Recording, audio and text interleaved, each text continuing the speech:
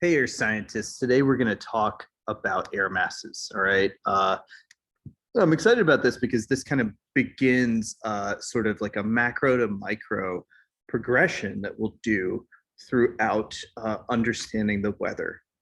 For me, that starts with air masses because we need to go from the very big systems that we have for understanding weather down to the micro level by adding little details at every turn. That said, the essential question or the focus question we're looking at is how do the formation of air masses affect local weather? And we will make some way towards understanding that question. The first thing that I want to talk about is this video. So things that make this video very interesting. I'm not going to play it during this, and you should watch it on your own. But one thing that we want to consider is that it's unusual to have stagnant air in the world. Okay, just because of the ways that air masses work, on the way that we understand air pressure works in conjunction with heat or cold. Usually air masses are mobile things, and this is good because in particular, if there are pollutants in the air of a certain region, they won't stay there. They won't be stagnant. However, this video discusses the Cascadian Basin, which is a valley-like formation. And so it's much easier for air to be stuck there, particularly if there's high pressure above it, it pushes that air down and it gets stuck there. And let's say, like in the image that you see, that there's a factory pumping out pollutants into the air. Because the air is stagnant, that air will hang there. People will breathe this kind of pollutant-filled air, and the outcome will not be great.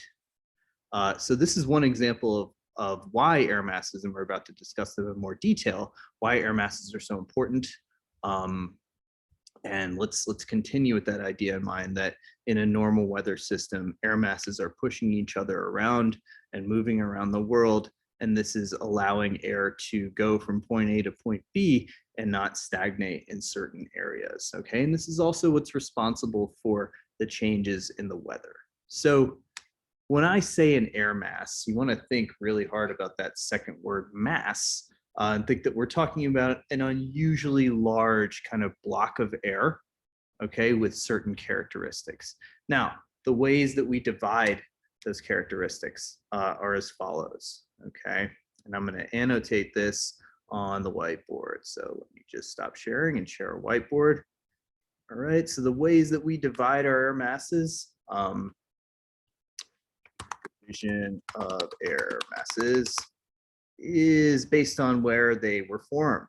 Okay, so one important thing is, did it form on land? On the other hand, we can say, did it form over water? Let's say, did it form over land? Okay, so, and that would be our first question. So question one, where did it form? Where did the air mass form? Right. And now if we answer in the affirmative for over land, we would call this a continental air mass. And on the other hand, if it formed over water,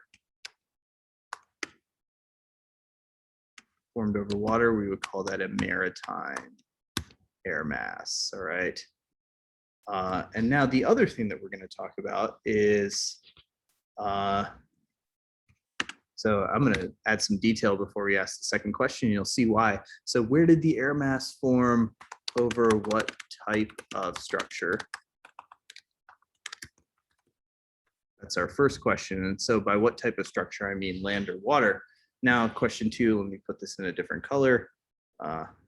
Question two is also where did the air mass form? Extend this over. Where did the air mass form? At what latitude?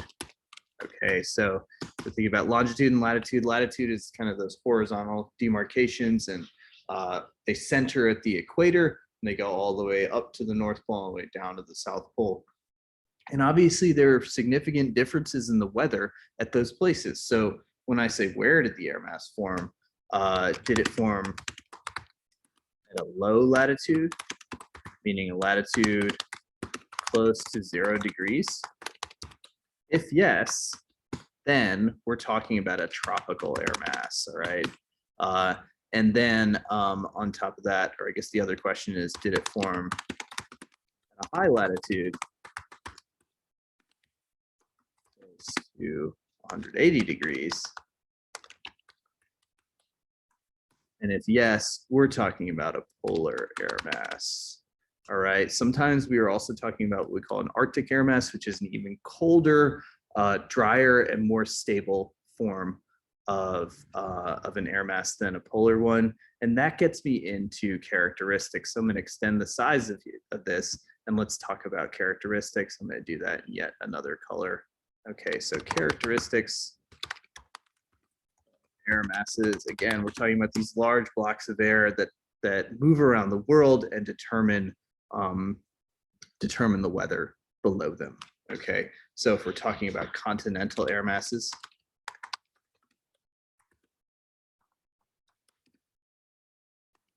they tend to be dry, they tend to be stable. All right, we're talking about maritime air masses, they tend to be moist and maybe less stable. All right, and so we can see that if we're dividing whether the air mass formed over land or sea, it kind of makes sense that one that formed over land would be dry, one that formed over water would kind of inherit the characteristics of water a little bit more. In much the same way, a tropical air mass tends to be warm, and a polar air mass tends to be very cold. And so when we talk about air masses, we're going to talk about them as being in one of the first two categories and also one of the last two categories. So warm, we could say a little less stable here. Polar air mass is more stable, cold more stable. And then finally, an Arctic air mass is even colder, even more stable. All right, now the final thing that I want to go over in this video, so make sure that you have these notes, really important thing to note. And then I just want to take a quick look at the reference table, okay? All right, so stop sharing here. Let's go to the lesson, let's go to the reference table. So now that we've understood a little bit about this, we've bought into this idea that air masses are big blocks of air with different characteristics that move around the Earth, all right? Now we look down really quickly. You can see that if we're looking at a weather map, then we are combining these characteristics. So we could have continental air masses that are also Arctic, polar, or tropical. On the other hand, we would only have maritime air masses that are either tropical or polar, not Arctic. And I believe that to be because there's very little water around the actual Arctic, whereas with the polar ice caps, there is water surrounding those areas. And so remember, maritime air masses are going to be formed over water, continental air masses are going to be formed over land.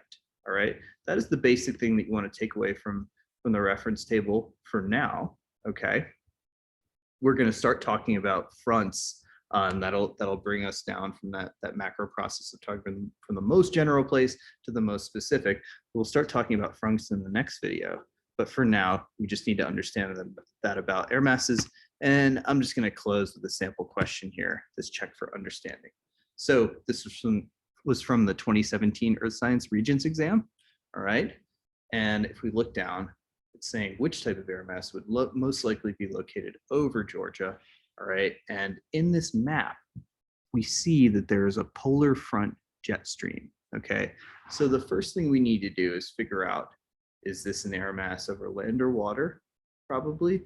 And then also, what other characteristics do we get about its origin in terms of polar or tropical, like what latitude?